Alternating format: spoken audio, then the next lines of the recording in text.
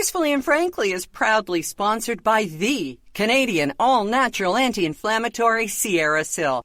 Still don't know what Sierra Sil is? Well, we could talk about it forever, but we won't. For starters, join Formula 14, capsules that guarantee a difference in your pain following the label or your money back. And yes, the capsules work for your fur babies too, but there are pet chews as well. Check them out at sierrasil.com. Sierra, like the mountains, SIL.com. And on your purchase, you'll get 10% off with the code GF.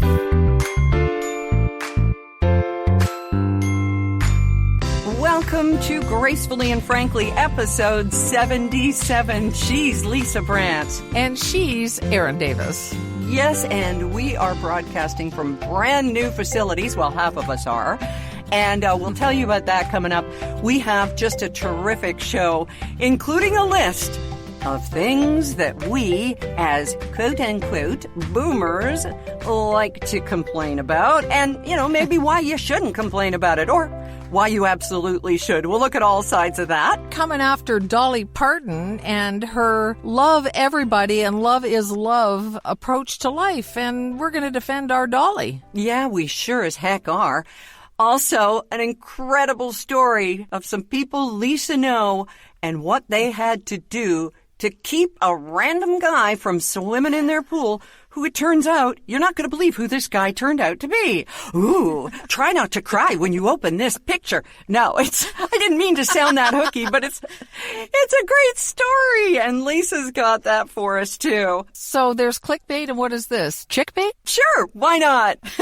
And why it's good to carry cash, especially if you're dining out at a restaurant. Cash is still useful. Who knew? Lisa, I keep my cash in a bra, and I don't even know if the hungriest server would accept that. Ew, the money's plastic now. Anyway, gotta keep something in there. If only I were as lovely and padded as an envy pillow. Was that a good segue? I think it works. Yes, the envy pillow. And you've heard us talk about the envy pillow and how it's shaped like a V, which is why the V is the capital letter in NV when you go to envypillow.com. And it's also sustainable and has a money back guarantee. So you don't lose when you try the envy pillow. Neither does your back, your shoulders, or your neck. And I can tell you that having had a neck injury from two almost exactly the same accidents, 1 year to the day apart, that messed up my neck, but I don't wake up with pain since I've been sleeping on an envy pillow. So go check them out, take the pillow quiz, find out which pillow is best for you. Use the code GF and enjoy 10% off your purchase. By the way, Lisa hasn't had an auto accident since those two because she started remembering to open the garage door. Oops. Sorry, too soon?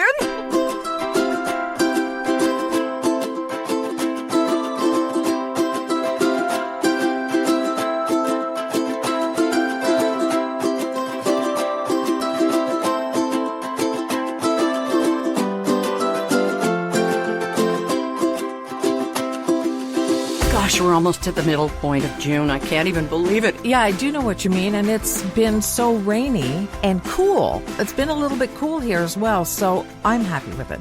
It feels like the really good weather hasn't arrived here yet. What's it been like there? Well, until about the middle of last week, it was also very rainy and cool. And now, still on the cool side, 18 or 19 is the high.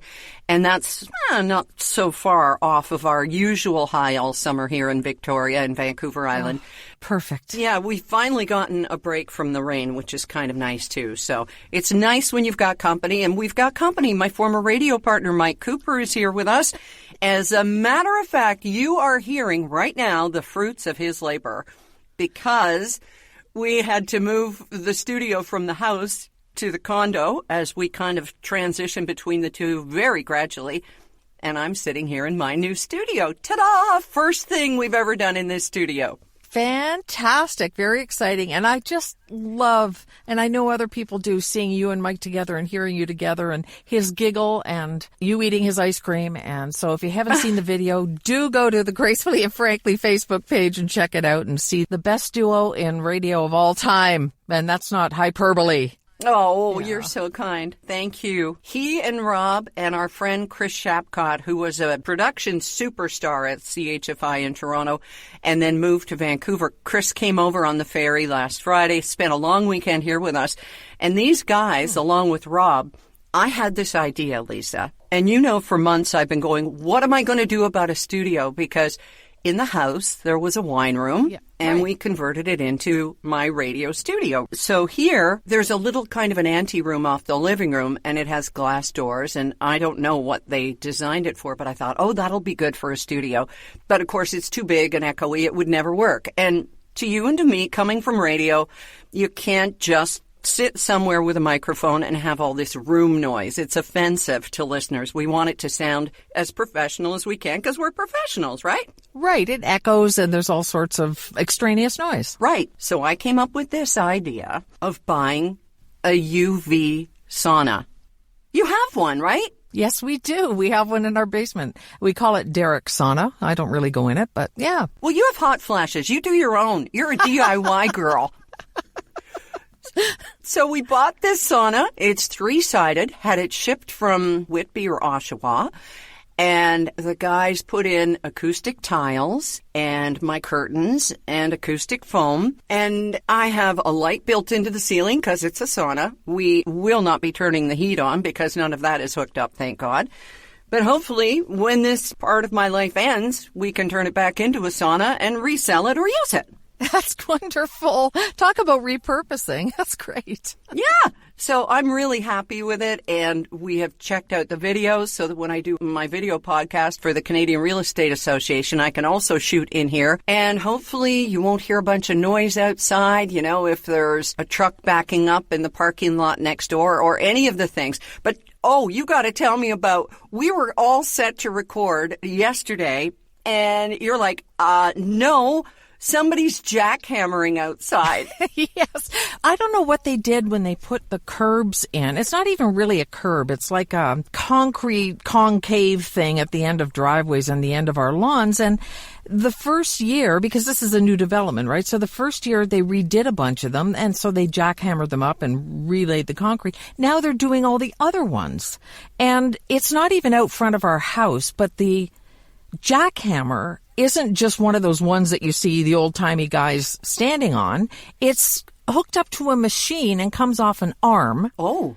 And jackhammers, and it's massive. Okay. This thing is huge. Yeah, and the guy was using it to pull big pieces of concrete up. It's a big operation. So the house was shaking, and the cat was displeased. And talk about noise outside. There's no booth in the world that would have stopped that. No. So. Well, I did some digging out in the front of our house, too, but it was only about 6 inches deep. And I'm doing this, What? and I'm thinking, oh, Lisa, you're going to laugh at me.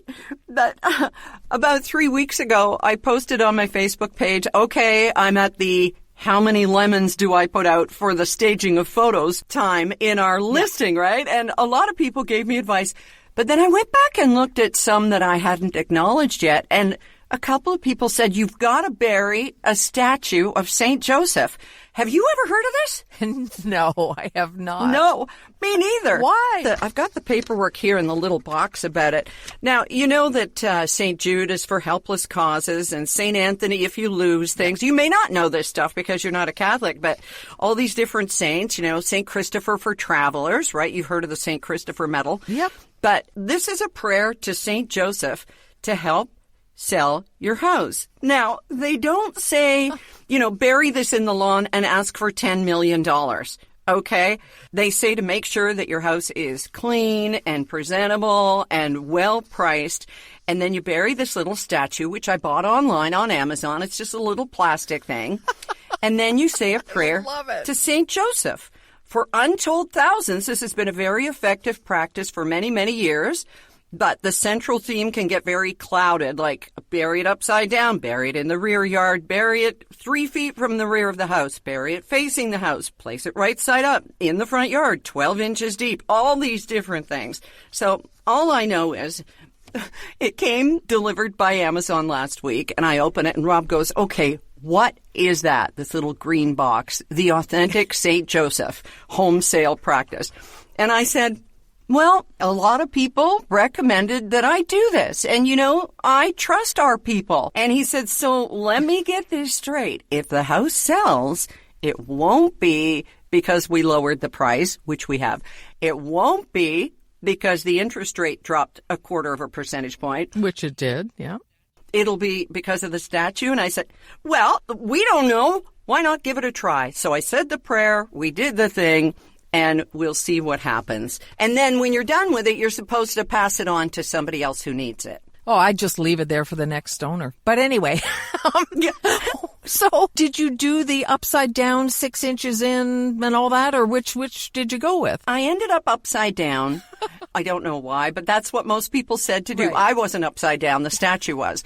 And then just covered it gently with dirt and with a special rock so that I would remember where it was. And when our house sells, because it will, I'll give it to our neighbor Lou, who is looking at selling her house too.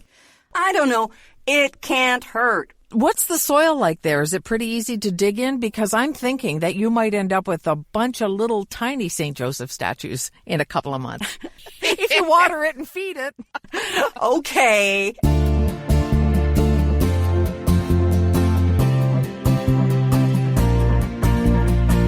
Now, what we're doing here is we're talking about an element of faith that some people believe in and that I don't have any trouble with.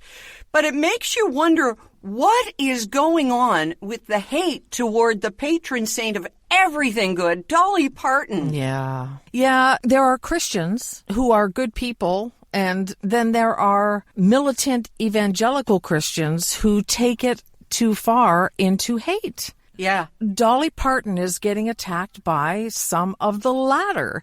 And it just is so upsetting that her version of love includes everybody, and she doesn't judge, and she thinks judging is a sin, is a problem. So who exactly was it who came after her? I had trouble finding out who the original source was. Well, it was a writer for The Federalist. And The Federalist is a conservative English language online magazine that covers politics, policy, culture, and religion. And this woman wrote an article about Dolly, and basically what it said was she's wrong because, it's great that she's Christian, but she doesn't hate the right people, Yes. And then this writer went on to say, we love that Stephen Colbert talks about his Christianity, but then he's angry about Roe v. Wade being overturned. So they want you to hate all the same people that they hate, right, or they're going to cancel you. But people are just not having it because Dolly Parton is so good through and through,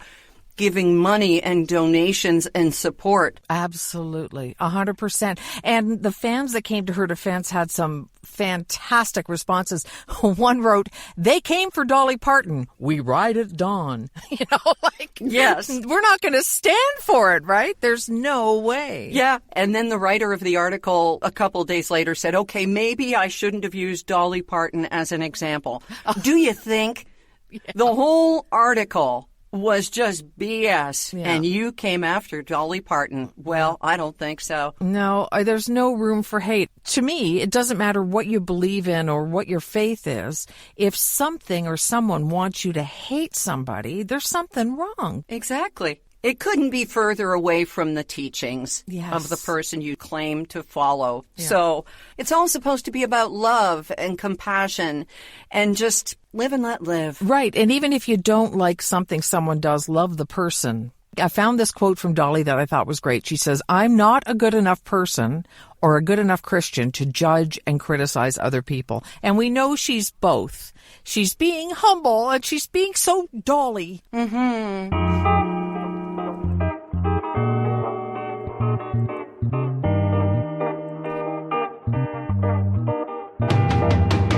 Well, it sounds like from the weather you've been describing, it's not exactly pool weather, but you have had some nice warm days there in southwestern Ontario, and it's brought out some fun in the neighborhood. Oh, my goodness. So, yeah, there have been some good swim days, but this happened prior to this season, and it's only just been resolved. So, a woman I know has a pool, and she and her husband came home, and their neighbor was in their pool. Hadn't asked. They didn't know the man. What? Yeah. And he was swimming in their pool. They weren't like friends or anything. They just were nodding neighbors. Mm-hmm. So they said to him, and he took his time getting out and everything. They said to him, please don't come into our pool without our knowledge. And he's like, well, what's it matter? You're not home. I want to swim. You got a pool. Oh. What's the big deal, lady? So this happened a bunch of times where he would go in their pool, either another neighbor would say, or they'd see wet footprints or whatever. And so they were going to have him charged with trespassing. Of course, they called the police and asked what they could do because he just wouldn't stop. And it's a liability issue. It's a million things, right? Huge, huge. Yeah, so he wouldn't stop, and they talked to the police about having him charged with criminal trespassing. Well, then they come to find out that he won't be able to work while he's under charges until it gets resolved. And they started feeling bad because they didn't want to deprive this guy of his income and make him sit at home and have nothing to do but swim in their pool. So they decided instead to get a restraining order because that was under the radar. So they have a restraining order. They have signs all along their property. There must be 6 feet in between, and they have signs that say private property, do not pass, just in case he doesn't get the message. Right. But do you know what he does for a living that was going to keep him from working if he had a criminal charge against him? Oh, what? A commercial airline pilot. What? This guy is flying people through the skies with that kind of judgment about property.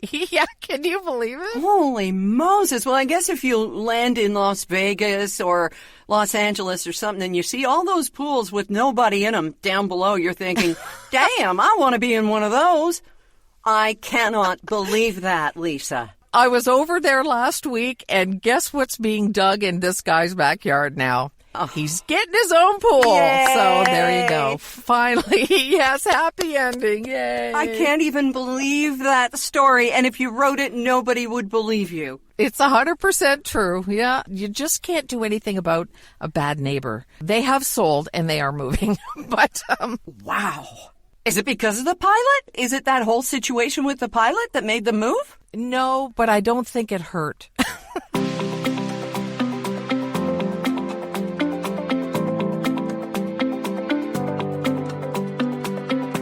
You know, sometimes there's an age difference, and I can't say that was the situation with the pilot and his neighbor, which was just such a violation of everything to be in their pool. That's just unbelievable.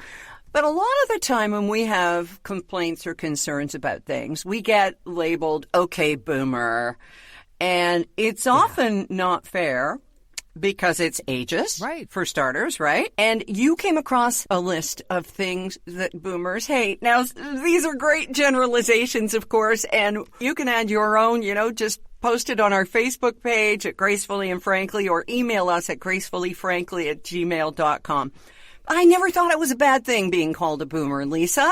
It's just now they have a way to classify us, right? Right. It's like, okay, boomer. So here's one of the ones that came up. So this was somebody on social media asked this question, and there were some great responses. So why is everything a subscription? Why do you have to sign up for everything? I bought some makeup online and I love it, but I don't need it every 6 weeks. Oh. Why is everything a frickin' subscription? Let me just go on with my life. Yeah, because it's negative option billing, right? If you don't go in and cancel it just keeps coming. What our daughter-in-law does was when our granddaughter was in pull-ups, she would order them, get the discount for the regular delivery, and then cancel the order after they arrived. A lot of people do that, and I think companies must expect it, right? Maybe. I can't do it. I just can't. Okay. Maybe I should try, but maybe it's a boomer thing. I don't know. Maybe. What about... I don't want to use a QR code to see a menu. Oh. Give me a paper menu. Yeah. If anyone doesn't know what a QR code is, we should tell you it's that little box with the squiggly codey thing inside, and you put your phone up to it and your camera captures it, and then it's in your phone. In case you're listening and you're kind of pushing your way through all of the new technology, and we thank you for that. But also that's what a QR code is. Okay. Do you remember near the end of the pandemic when they were allowing you to go into restaurants for 90 minutes or whatever? Mm-hmm. That was when I first encountered the QR codes. And it's like, really? It made me read my phone. Now, I understood because they didn't want to be handing things out and touching things. And do you run into this? All the time. As a matter of fact, Rob even found it trying to park the other night in downtown Victoria. You had to have a QR code, bring it into your phone, and buy it that way. And he must have stood there for 10 minutes, not trying to figure it out, but trying to get it to upload properly. Now, the QR code, to me, is something that is only for the restaurant and not for the customer. They save money on the printing of menus. They can change the specials, which is good for them. They can change the prices anytime, and they don't have to put tape over the old prices or go in and get a bunch of new ones printed up. So what is in it for the customer? Are we missing something here that we should be going, oh, this is a great idea? No, I don't think there's anything in it for us, except that we can see it immediately. We don't have to wait for someone to bring it to us. But if it's on our tiny phone, and QR codes, by the way, I've generated a few for different things. You can do that for free. Yep. So, yeah, they're spending almost nothing on doing this. Right. Here's another one that people don't like. Stop texting me before a doctor's appointment to do some online check-in process. Now, I actually prefer that to sitting there with a paper and clipboard, but maybe I'm alone. I have no complaint with that. To me, it's just part of the system now. I do have one doctor who says, you're going to be getting this. Don't bother with it. We've already got your information. Okay, thank you. You've noticed that there's some redundancy there, and you're saving me some time. Thank you. Right. My dentist probably texts me 6 or 8 times before an appointment. Wow. Pre-check-in, check-in. Then they remind me because I have to take antibiotics when I have work done. Remind me to take my antibiotics, and it's just over and over and over again. Yeah. It does get a little ridiculous. But I, as a boomer and somebody who has an awful lot on my brain right now and has been, dropping stitches every now and then in this big crocheted blanket of my life, I appreciate the reminders. I would rather be reminded too often than not enough. There you go. Yeah. Good point. Very good point. Okay. The writing on medicine bottles is too small, someone says. Yeah. Now, are you at the stage where you take a picture of it with your phone and then enlarge it so that you can read whether or not it's going to kill you? And big in it? Yeah. No, I haven't thought of that. That's freaking brilliant. Thank you. Would you rather it was a QR code on the bottle, Lisa? Oh, my goodness. No, I'm constantly taking the picture and going, okay, what are the side effects of this? Yeah. And, oh, my goodness. No, that's a good point. Okay, let me ask you this, Lisa. The hotel, shampoo, conditioner, body wash.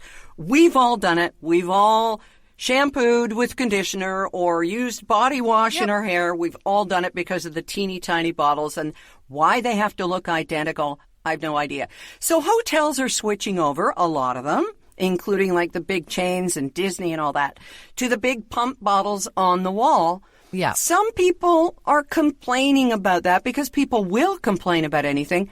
I think it's a good thing. There are fewer little bottles. We're hearing stories about plastic in all our bodies and what we breathe and what we drink in our bloodstreams, everything. It's helping clear plastic out of the environment just a little bit. Is that a bad thing? I think it's a very good thing. I used to have one of those in one of my bathrooms somewhere, and it was super convenient until you mistakenly put the conditioner into the shampoo and try and have to scoop it back out again. Ew. But I think it's a good thing. Those little bottles, there's a gazillion of them, and they can't possibly all be recycled. No, I don't think so. I think it's a great idea. Kind of like the idea that you can tell the hotel that you don't want your towels done, that you don't want your sheets done. Like, I don't know anybody who wants their sheets and towels done every day or every second day. I certainly don't at home, but I'm all on board with that. And if it makes the staff's lives a little bit easier, or it uses the washer and dryer maybe 2 times fewer that day for the whole hotel, I'm good with that. We can't change the world, but we can put a dent in it. And I'm okay with that. That's right. People just complain about everything. Okay, what's next to complain about? What else, Lisa? All right, this is on the list too. Stop making me speak to robots when I call customer care. Well, that's not going anywhere because it's so cheap. Right. And helps direct people to the proper area of the business. Well, it's supposed to anyway. Right. I mean, it bothers me too, but there isn't much you can do about it. The other day I had a flight change for a flight in September. So I went online and tried to get a real person, and I went on my phone, and I just kept them both alive to see which one got there first. Oh, so, good idea.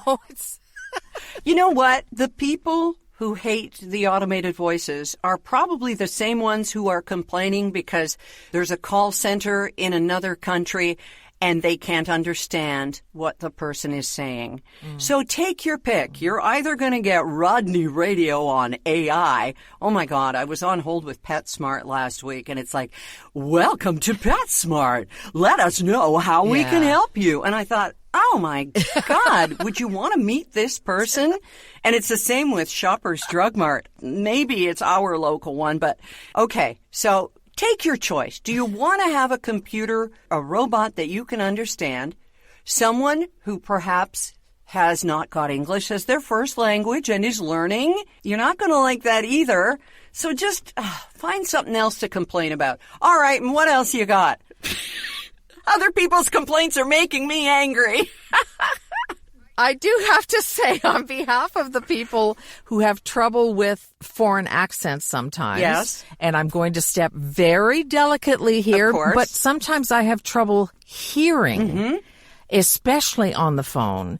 And when I will ask somebody to repeat themselves, sometimes hearing is an issue. Sometimes different things are issues. Yes, and people in call centers, it's often just a really busy sort of a farm team of people, and the cacophony is really hard to hear through. So maybe that robot on the phone isn't such a bad thing, although it's sometimes hard if you've got a very particular problem, because I remember you trying to get your suitcase from a certain airline last year, and all you wanted was a human being. Yeah, live agent, live agent, live agent. You know, nothing's happening.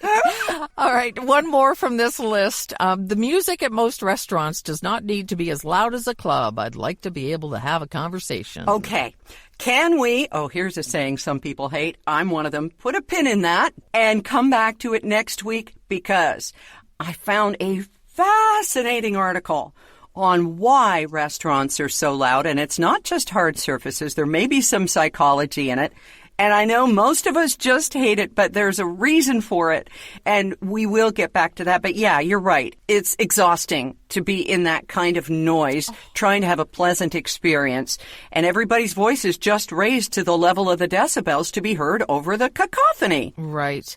And people think they're losing their hearing when really it's nobody can hear in that environment. Yep. So yep. I don't think it's just a boomer complaint. I think it's, unless it's you're out and you think you're at a club and you're drinking your Mai Tais and your head is bopping. Yeah. And that's what you're there for. Never done that in my life. No, Never. Me neither. And maybe they don't want us there. That's the other thing too, Lisa. But we're the ones with money, and we're the ones who tip. And we're coming anyway. Yes. Speaking of tipping, as we get set to wrap this up, this episode 77, you have a tip. All right, Lisa, show us your tips. What? Oh, I have been all along. There's a sort of an insider little thing from a woman who works in a restaurant who says it's best if you tip in cash, even if you're paying with a card. And because I had a niece who was a server, she told me this a long time ago. Mm-hmm. So often it's that moment when you get the machine and you have to say no tip. That's really hard. Yeah. When you're tipping in cash and you're paying with a card, Yeah. But once you get over that, there are 3 good reasons why tipping in cash is better for the server. You ready? Okay. The server gets the tip immediately. They don't have to wait for the whole process of, sometimes it's a couple of weeks to get it on a paycheck or whatever. They can actually have the cash right now. Cash tips leave less margin for error. Apparently, if you are dealing in cold hard cash, you're more apt to give the right amount than just trying to do it on a bill on a little machine, they find. Okay. And the other is that some restaurants and businesses like hair salons and different things, not everywhere, but some can deduct credit card processing fees from tips. Oh. Can you imagine? Yeah. So it becomes part of the business and then it becomes deducted that way. So if you tip in cash, they get the money right away and can put it in their little pockets. So is it up to you as the server to make sure that Jenny behind the bar gets her percentage for having made up those lovely Mai Tais that preceded dinner, or what, I wonder? Well, I wasn't a server very long, but we pooled all of our tips, and it was just part of the process. It was understood. But at least if they're cash, everybody gets their cut that night instead of having to wait for the credit card and debit processing and all that stuff. Yeah. So, your and my responsibility is just to tip appropriately. In my case, that means overtip. Mm-hmm. Me too. Yeah. And just leave it up to whatever it is that they do. We got to trust them. Yeah. Good idea. Tipping in cash. Thank you for that. On behalf of servers everywhere, a job that I couldn't do. No, me neither. Me neither. But this we kind of can do. And we're so grateful to you, to Sierra Sil, to Envy Pillow, for helping make this happen. And especially from my new booth, which I'm finding extremely hot, Lisa. Now I know why it was a sauna. Oh, no. We do have a vent that Rob has hooked up to a fan, and I was worried that it would make noise. But I think next week, well, heck, this show can use all the fans it can get, right? Arr, arr, arr, arr, arr.